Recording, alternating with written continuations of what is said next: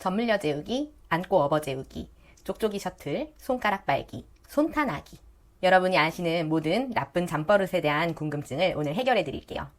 수면 컨설팅 업체 혹은 수면 교육을 권장하시는 분들 이야기를 들으면 가장 많이 언급하는 것 중 하나가 나쁜 잠습관, 나쁜 버릇이에요.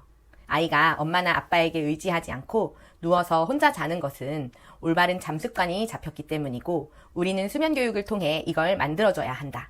앉거나 엎지 않고 잠자리에 누워서 토닥이거나 흔들어주지 않아도 혼자서 스스로 자는 것이 좋은 습관이라는 거죠. 이외의 모든 상황은 나쁜 잠습관이라고 합니다. 나쁜 습관을 다루기 전에 수면 연상 이야기를 할게요. 잠연관이라고도 해요. 우리가 수면 의식을 만들 때도 바로 이 수면 연상을 이용하는 건데요.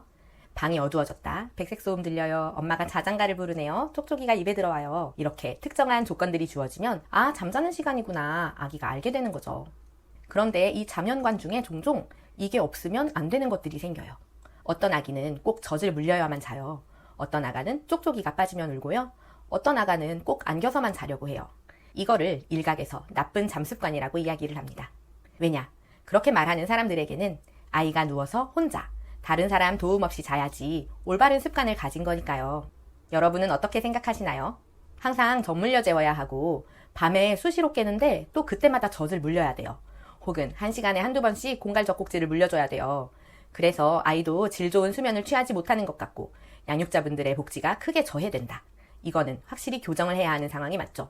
수면 컨설턴트 입장에서도 잠연관이 계속 수시로 필요해서 아이가 잠을 편안히 유지하는 걸 방해하고 부모님 삶의 질을 크게 해치고 있다면 꼭 제거해보는 것을 권유하고 있어요. 그런데 어떤 아이들은 재울 때만 젖물려 재우면 잠들고 그냥 대여섯 시간을 쭉 자는 아이들이 있거든요. 밤수할 때 한 번 정도만 다시 물려주고요. 또 안아서 재우고 내려만 주면 쭉 자는 아기. 양육자도 이 정도는 크게 불편하지 않다고 생각한다면 이것도 정말로 나쁜 잠버릇일까요? 저는 그냥 그 아이를 재우는 하나의 방법이라고 봅니다. 상담을 하다 보면 어떤 분들은 실제로 아기를 안아 재우는 게 그렇게 힘들지 않대요. 젖물려 재우는 것도 그냥 할만해. 그렇게 하면 아이가 울음 없이 자니까 눕혀 재워보겠다고 울리는 게 더 싫어요. 그렇게 일단 재우면 새벽에 뭐 자주 깨지도 않고 깨도 잠깐 토닥이면 자고 그게 본인은 그렇게 힘들진 않거든요. 그런데 주변에서 하도 나쁜 잠버릇이다, 혼자 자게 해야 한다 이런 말이 들리니까 뭘 크게 잘못하고 있는 것처럼 느껴지는 거예요. 저는 이런 케이스는 컨설팅할 때 그냥 젖물리고 안아 재우시면 된다고 합니다. 그러면 굉장히 후련해 하시고 이런 분들은 마지막에 제가 눕혀 재우는 수면 교육 슬쩍 권해봐도 대부분 안 하겠다고 하세요. 거기에다가 당신 아기는 나쁜 잠버릇을 가지고 있으니까 반드시 바꿔야 합니다. 이렇게 말한다면 그건 독단이겠죠. 가정마다 다양한 형태로 아이를 사랑하고 아끼시고 그것이 부모님과 아이 모두의 건강과 안전상의 문제가 없다면 우리는 그 어떠한 형태라도 존중을 할 수 있다고 봅니다. 이제 우리가 나쁜 잠습관이라고 알고 있는 상황들에 대해서 좀 더 세세하게 살필게요. 먼저 젖물려 재우기입니다. 먹놀잠 이야기하면서 특히 먹과 잠은 꼭 분리되어야 한다. 먹으면서 자는 것이 무척 나쁘다는 이야기를 많이 들으셨을 겁니다. 아기 때 수유하다 보면 조금 빨다가 픽 쓰러져요. 혹은 오물오물거리면서 젖은 안 먹고 자고 있어요. 아이들에게 빨기 욕구가 있고 이게 아이를 진정하게 하죠.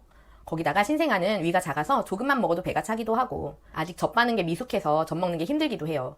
배부르고 힘든데 따뜻하고 편안하니까 잠드는 거예요. 젖물려 재우는 게 버릇될까봐 두려우신 분들은 수유하시면서 아이를 잘 살펴보시다가 까무룩 잠들 것 같을 때 슬쩍 빼보시면 좋아요. 그런데 이거 나쁜 잠습관이야 절대 안 돼 하면서 잠들 것 같으면 확 빼고 심지어 막 흔들어 깨운다면 기분 좋게 잠이 들던 아기 입장에선 좀 아쉬울 수도 있지 않겠어요? 그러니까 이건 엄마만 괜찮으시면 일단 나쁜 잠버릇은 아니다. 이렇게 말씀을 드리고 싶고요. 다만 젖 먹다 잠들고는 금세 깨는 쪽잠을 반복하거나 그 과정에 찔끔 먹고 찔끔 자고를 반복하면서 한 번에 포만감 있게 먹지도 못하고 밤에도 수시로 깨는데 그때마다 젖물리지 않으면 안 된다. 이거는 힘드실 겁니다. 아이 수유 텀도 엉망이실 거고요. 이런 상황은 개선이 필요하다고 생각합니다. 안고 업어 재우는 것도 동일선상의 화제입니다. 양육자의 품은 따뜻하고 거기 꼭 달라붙어서 흔들흔들 둥실둥실 얼마나 기분 좋아요. 자기가 안전하다고 느껴요. 그러니까 잠드는 거예요. 과연 아이한테 너 나쁜 버릇 있다고 말할 수 있을까요? 양육자가 괜찮으시면 정말 괜찮다. 쪽쪽이 셔틀 공갈 중독 이건 좀 생각을 해봐야 합니다. 보통 공갈 중독이라고 할 만한 아이는 잠들 때만 필요한 상황이 아니거든요. 수시로 깨는데 그때마다 가서 물려줘야 하니까 셔틀이라는 말이 나와요.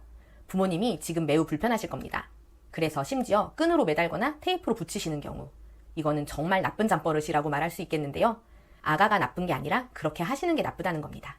쪽쪽이 셔틀이 이미 발생한 상황에서는 어떻게든 이게 안 빠질 방법을 궁리하시는 게 아니라 쪽쪽이 없이도 잘 수 있게 도와줘야 합니다. 좀 더 자란 아이라면 주워서 스스로 입에 넣을 수 있게 가르쳐주고요. 손가락 빨기는 쪽쪽이랑 비슷하면서도 다른 게 꽤 아가 때부터 직접 컨트롤이 가능하거든요. 빨다가 자기가 안정을 취하고 잘 수가 있어요. 이거야말로 진정한 셀프 수딩이죠. 그런데 흔히 손을 계속 빠느라 못 자요 이렇게 말을 많이 하세요. 특히 4, 5개월령 무렵에. 이거는 손을 빠느라 못 자는 게 아니라 못 자서 계속 손을 빠는 거라고 역발상을 하셔야 합니다. 아이가 지금 자고 싶은데 쉽게 깊은 잠에 갈 수가 없어서 손을 빨면서 엄청 노력하고 있는 거거든요. 그러니까 이 상황에서 손을 못 빨게 하시는 거는 쪽쪽이 셔틀 아가한테서 쪽쪽이를 확 빼는 거죠. 아이가요, 좀 더 익숙해지면 손 빨면서도 잘 잘 거예요. 크게 걱정하지 않으셔도 됩니다. 그런데 또 손가락 빠는 걸 공갈 젖꼭지보다 안 좋게 보시는 분들도 많아요. 부모님이 제어할 수가 없고 나중에 떼는 게 어렵다는 이야기를 들어서요. 그런데 구강기 아이가 아무것도 안 빨고 자는 것은 쉽지 않거든요. 손가락을 대체 가능한 무언가를 제공하시거나 그냥 손가락을 빨게 하거나 양자택일 하셔야 할 겁니다. 많이들 걱정하시지만 이러한 습관은 대개는 자라면서 6개월에서 만 2세 사이에 자연스레 사라집니다. 이 시기가 지나서도 유아기 아이가 계속 손을 빤다면 이제는 단순히 잠습관의 문제가 아니라 아이에게 다른 불편이나 불안이 있을 수 있으니까 여러 가지 각도에서 손빨기를 살피셔야 할 겁니다. 그러니까 손 빨면서 자게 할지 다른 방법을 찾아보실지는 부모님의 선택이시고요. 손빨기 자체는 전혀 나쁜 잠습관이 아닙니다. 마지막으로 손탄하기, 등 센서. 재워서 침대에 내려놓으면 깨요. 누운 채로 잠을 못 자요. 이건 안아줘서 손을 탄 게 아니고요. 그냥 자연스러운 일입니다. 모로반사 있는 신생아 시기가 원래 그렇습니다. 자라면서 3에서 6개월 사이에 등 센서는 자연스레 줄어듭니다. 등 센서가 살아있는 시기에 작동을 최대한 막으려면 아예 푹 잠든 다음에 내리시던가 조심조심 공들여 내리시던가 그냥 안은 채로 재우시던가 혹은 아이가 처음부터 누운 채로 잠이 들 수 있게 돕는 방법이 있겠는데 쉽진 않죠. 구체적인 방법은 길어지기 때문에 다음에 영상을 따로 만들어 보겠습니다. 오늘의 결론. 모든 사람에게 동일한 기준으로 적용되는 나쁜 잠습관이라는 건 존재하지 않는다. 아기는 결코 나쁘지 않다. 양육자가 괜찮으면 뭐든 괜찮다. 그런데 양육자가 많이 불편하시면 개선의 노력이 필요하다. 그 개선의 노력을 어떻게 하면 좋을지에 대해서는 앞으로 많은 콘텐츠를 통해 저도 도와드릴 수 있도록 하겠습니다.